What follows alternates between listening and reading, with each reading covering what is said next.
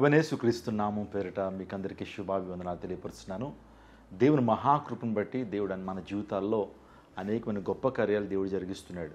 ఆయన ఆశ్చర్యకార్యాలు జరిగించేటువంటి దేవుడు, మనల్ని ఆదుకునేటువంటి దేవుడు, మనపై కనికరాన్ని చూపించేటువంటి దేవుడు, మనపై తన క్షేమాన్ని విస్తరింపచేసేటువంటి దేవుడు.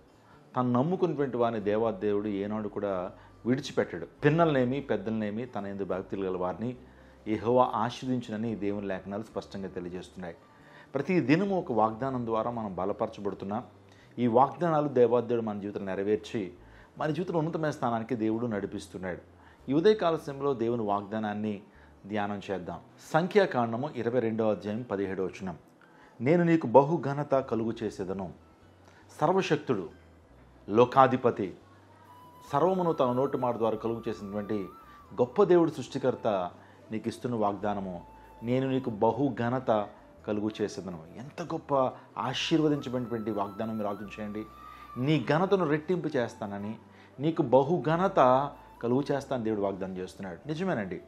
దేవుని యందు మనం విశ్వాసం ఉంచినప్పుడు, యెహోవా యందు మనం భయభక్తులు కలిగి జీవించినప్పుడు, యేసుక్రీస్తు ప్రభువుని మన సొంత రక్షకుడిగా అంగీకరించినప్పుడు, ఆయన త్రోవల్లో మనం నడిచినప్పుడు దేవుడు మన ఘనతను ఆయన రెట్టింపు చేస్తాడు.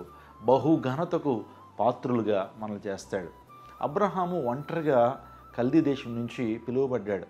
దేవుడు పిలిచాడు, అబ్రహాం నేను దీవించాలని ఆశపడుతున్నానయ్యా, అనేక జనములకు తండ్రిగా నేను చేయాలని ఆశపడుతున్నాను, కానీ నీ దేశాన్ని నువ్వు లేచి నీ దేశాన్ని, నీ బంధువుల ఇంటిని, నీకున్నటువంటి ఆ వ్యర్థమైనటువంటి విగ్రహాలను విడిచిపెట్టి రాయ్యా, నేను దీవిస్తానని ప్రభువు చెప్పినప్పుడు అబ్రహాము లోబడ్డాడు. బహు ఘనతకు పాత్రుడిగా అబ్రహాము చేయబడ్డాడు. అబ్రహాము అన్న మాటకు జనములకు తండ్రి అని అర్థం. అబ్రహాముని దేవతడు బహుగా దీవించాడు. రెండంతల ఆశీర్వాదంతో అబ్రహాముని దేవుడు ఆశీర్వదించాడు. భూ సంబంధమైన ఆశీర్వాదములతో, పర సంబంధమైన ఆశీర్వాదాలతో కూడా అబ్రహాముని దేవాదేవుడు దీవించాడు. ఈరోజు నీ జీవితంలో కూడా ప్రభువుకు నువ్వు లోబడినట్లయితే, ప్రభువు మార్గాలు నడిచినట్లయితే, ఆయనందు భక్తులు కలిగి జీవించి విధేయత నువ్వు కలిగి ఉన్నట్లయితే, అబ్రహాముకి ఇచ్చినటువంటి ఆశీర్వాదము, అబ్రహాముకి ఇచ్చిన ఘనతను ప్రభు నీకు అనుగ్రహిస్తాడు. ఉదయకాల సమయంలో నా ప్రియ దైవజనాగమ, దేవాదేవుడు ఈ వాగ్దానాన్ని మీ జీవితం నెరవేర్చడానికి ఇష్టపడుతున్నాడు. నిన్ను అనాథగా దేవుడు విడిచిపెట్టాడు. అనేక మంది ముందు తల వంచుకునేటువంటి వ్యక్తిగా నేను చేయడు, తలెత్తుకునేటువంటి వ్యక్తిగానే దేవుడు నేను చేస్తాడు. నీ పిల్లలు వృద్ధిలోకి వస్తారు. నీ పిల్లలు దేశం యొక్క ఉన్నతమైన స్థలంలో నిలుపబడతారు. దేవుడు బహు ఘనతనిస్తాడు. ఎక్కడైతే నువ్వు అవమానించబడ్డావో, ఎక్కడైతే నీ తల దించివేయబడిందో, ఎక్కడైతే కన్నీరు కార్చి ఆ ప్రాంతం నుంచి నువ్వు వచ్చేసావో, అదే ప్రాంతంలో దేవాదేవుడు నీ తలను ఎత్తబోతున్నాడు. అదే ప్రాంతంలో దేవాదేవుడు అనేక మంది ముందు నిన్ను గొప్ప నాయకుడిగా దేవుడు చేయబోతున్నాడు. నిజంగా యోసేపు జీవితాన్ని ఆలోచన చేస్తే తన అన్నలు ఆ గుంటలో పాడేశారండి.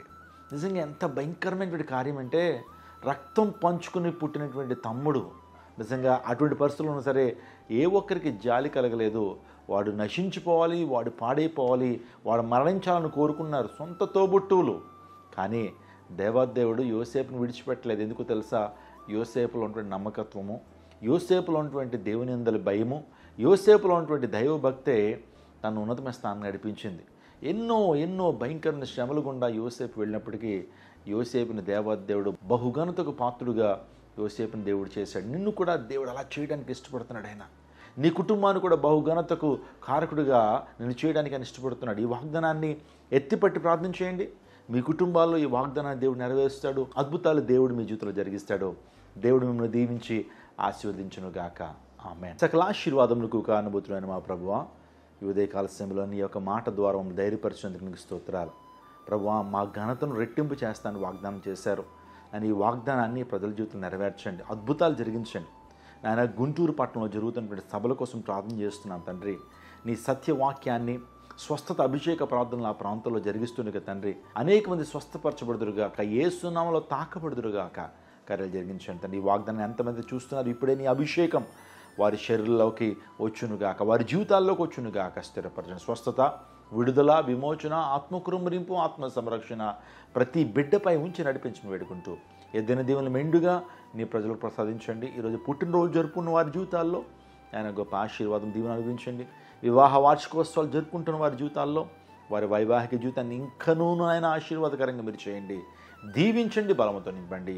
యేసు నామం పేరిట అడిగి వేడుకుంటున్నాము తండ్రి. ఆమెన్. ఆమెన్. గుంటూరు సభల కోసం ప్రార్థన చేయండి. ఈరోజు, రేపు, ఎల్లుండ, అవతల ఎల్లుండ 4 దినాలు అద్భుతమైన రాత్రులు. రండి, మీ బంధువులు కూడా చెప్పండి. గుంటూరులో ఉన్నటువంటి వారికి ఈ సందేశాన్ని తెలియచేయండి. వారు కూడా వచ్చి దేవుని యొక్క శక్తిని అనుభవిస్తారు. God bless you. God bless Guntur. God bless our India. Guntur Narasaraopet పరిసర ప్రాంత ప్రజలకు శుభవార్త.